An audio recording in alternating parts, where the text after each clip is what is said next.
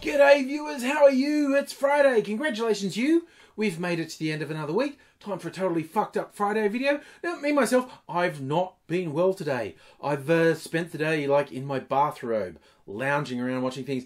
And look, yeah, I could have tried to cover that up, conceal that, got dressed for this video, but I feel we have a sufficient connection that I can be honest and say, I haven't been well. I'm just staying in my bathrobe. I just mixed myself a cocktail.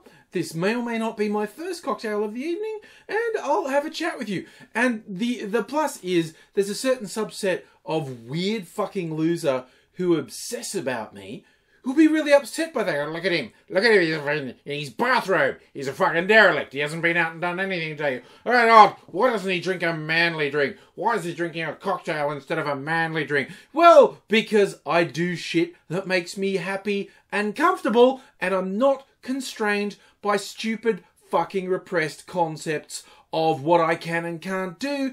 You sad bastards. And even just the obsessing about me, I find that so weird. I mean, I make videos about public figures, people who are in the news. I don't obsess about people on the internet. I don't hate watch anyone. I don't hate follow anyone on social media.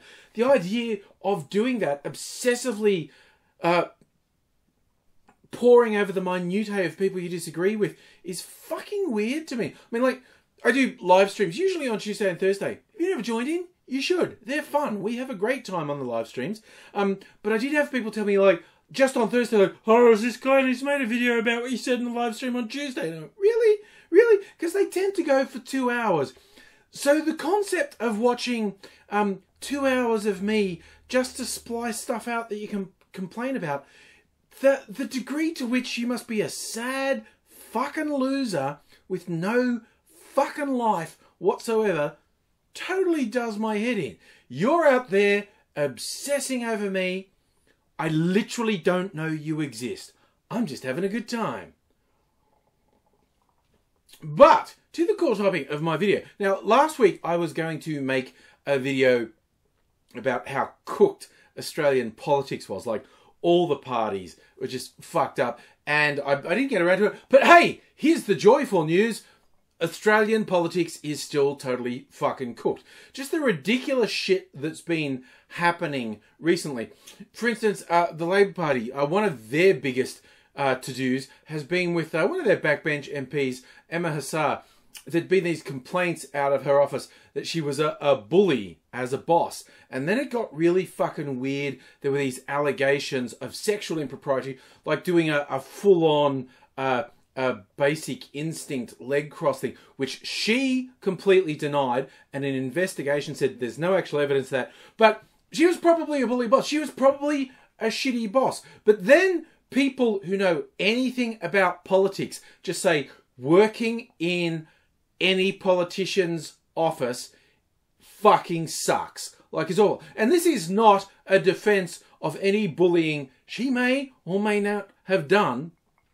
But it's really weird the degree to which she's been singled out, when a lot of people who know the inside goss on what happens in parliamentary offices just go, no, they're all fucked. Even people who say they love their job and working for someone they really respect will spend time sitting in toilet cubicles crying because of how stressful their job is. It just seems really fucked. And the weirdest thing about the Emma Hassar shenanigans is it appears a lot of the most damaging leaks actually came from within the Labor Party. There were factions within the party that didn't like her and so sought to damage her. She did end up... Well, she hasn't resigned now, but she said she's not contesting at the next election. She's going, fuck you all, I'm out. A few people have observed that there are a bunch of people, notably men, but not limited to men, who've done far worse things that haven't decided to leave,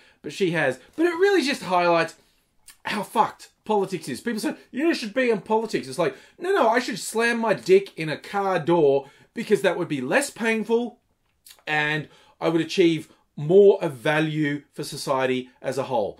Politics is just shit. I mean, you also had the Greens. This is a story that's been dragging on for ages, but it pops up every now and then. It's been popping up in the last couple of weeks. The Greens, as it turns out, are really shit at investigating claims of harassment within their party.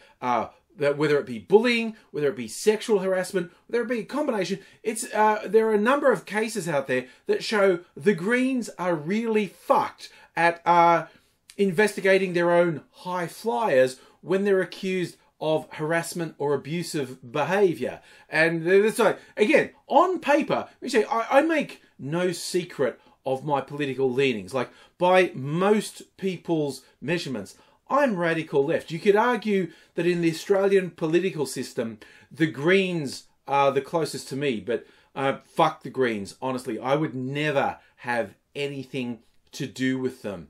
I've heard too much shit about what goes on with them, and when you hear the stories about when one of their high flyers gets accused of bullying or sexual harassment, it just gets repressed, and they don't even do even a half-assed investigation until years later when someone actually goes to the media and says, this happened, and the Greens never investigated. And the Greens go, we're investigating it now! We're investigating it! And it's like, why don't you get involved in politics, Angry? Because politics is fucking shit.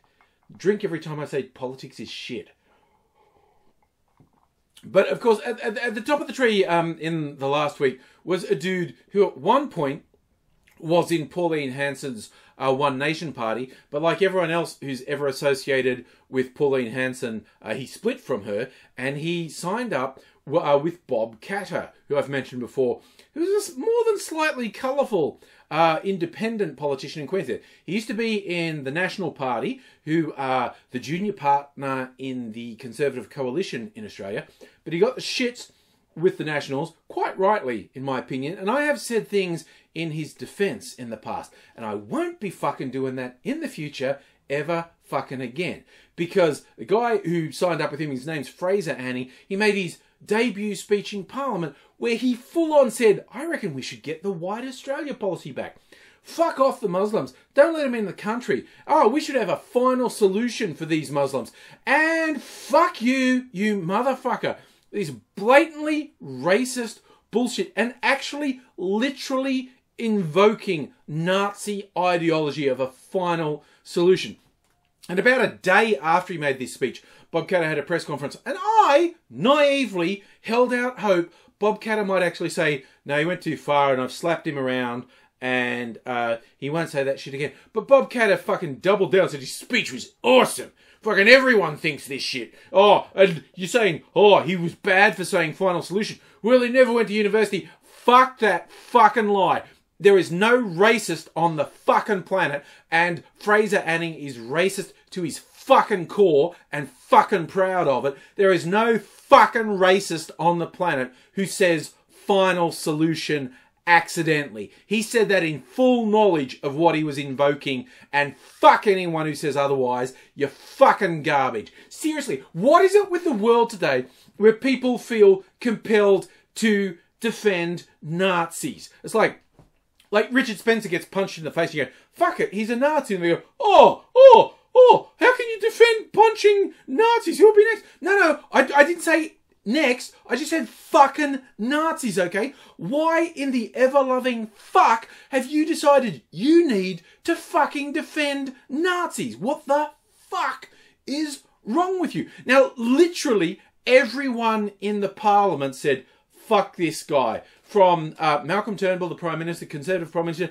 to even, actually, Pauline Hanson, who admittedly was probably just trying to score points against a guy who fucked her over. But seriously, when Pauline Hanson says you're reading straight from the Goebbels playbook and what you said is unacceptable, it was probably fucking unacceptable, quite honestly. But the concept of fucking Turnbull saying, oh no, that's racist, we don't agree with racism. Well, dude, are you going to fucking stop spreading the absolute fucking racist lie that Melbourne's in the grip of an out-of-control crime wave from African gangs? It's like, you can factually say, it does appear that Sudanese youth are overrepresented in crime statistics. 0.1% of the population is represented in 1% of the crimes. that's an overrepresentation. But it's not a fucking crime wave. It's 1% of all the crimes that are committed. Okay? Saying that people in Melbourne are scared to go out because of these gangs is just a fucking lie. Yes, there are bad individual incidents. And yes, the people involved in those fucking should get the hammer dropped on them. But to extrapolate from, oh, here's the thing that happened, therefore we should say there's a major crime wave with African youth, it is simply factually incorrect, and anyone who says otherwise is a worthless, fucking, lying, racist piece of shit. Justify it all you want. You're fucking garbage, and I fucking despise you. And so, yeah, well, at least Turnbull did say, you're not Fraser Anning went too far. It's like, yeah, no, you wanted to stick with dog whistle racism, and you got freaked out that someone used megaphone racism. You're no less fucking racist than him, you fucking hypocrite. But he has problems of his own. He's trying to push through this energy policy that doesn't have an enormous amount of support, even within his own party, his own coalition. And there's a bunch of people who think he should be replaced, which is about half of his own coalition and all of the opposition. Because, again, this has come up just today. It's like, yeah, Peter Dutton should challenge for the leadership. Yes, Peter Dutton definitely should lead the government. The racist potato is these people haven't worked out that Tony Abbott was a much better opposition leader than he was Prime Minister because his behaviour and policies were so divisive they couldn't run. And Dutton's so much worse than Turnbull. The concept that he should be the leader of the government is fucking hilarious. I think he should be. I mean, he's a horrible person. He's absolute fucking garbage. But he would completely guarantee that they get slaughtered in the next election because he is electoral poison even more than Tony Abbott was. And I did mention this on the social state, and a few people went, yeah, but you know, you say that, but then we all said that about Trump. And he goes, and that is a valid point to raise. And ever since Trump defied any sort of reality, I've always tried to preface anything I said about Trump with, I have no idea what's going on, nothing about it makes sense. But the Australian political system is completely different to the US system. So there's a barrier to that sort of fuckery. We don't have a president. We don't have an elected head of state.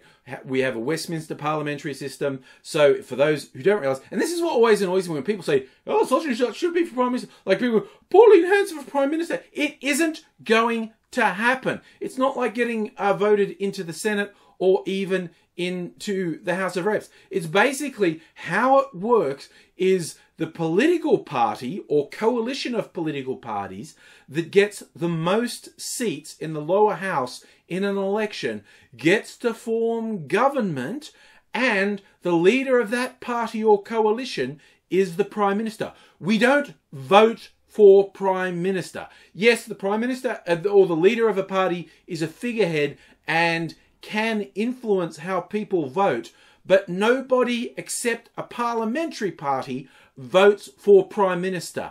Us, the voters, we vote for our local representative, and the party that has the most local representatives gets to form government, and the leader of their party or coalition becomes Prime Minister. So, yeah, the Trump thing doesn't really count here. And I think it was, as we saw, like, Abbott was a very effective opposition leader, just completely hammered the government at the time, and the media loved it and played along with it and played up all the divisions. So he won power, but then he was such a fuckhead as Prime Minister, he lost 20 opinion polls in a row, which gave Malcolm Turnbull the impetus to challenge him and replace him, which was all but unprecedented for the Liberal Party to have that happen to a sitting Prime Minister. And then Turnbull just barely held on in the election. They have a 1-seat majority in the Parliament, which also, again, just to bring in boring parliamentary shit again, another reason it would be hilarious if the party members in the Liberal Party thought they should replace Turnbull with Dutton, Turnbull could, in a fit of pique, either resign and force a by-election, or say, right, I'm going to be independent now. I'm not going to be a Liberal Party person. I'm going to sit on the crossbench, and he could fail to support a vote of no confidence in the government and force an election. So basically, if the Liberal Party did replace Turnbull, the odds of there being an instant election in which they would be slaughtered is very, very high. And I, for one, want that to happen because it would be absolutely hilarious. And I'm nothing if not vindictive, and I would like to see the Tories suffer. So bring on Prime Minister Dutton, because it would be the most spectacular flame out in recent Australian political history, and I would laugh all the way down to hell.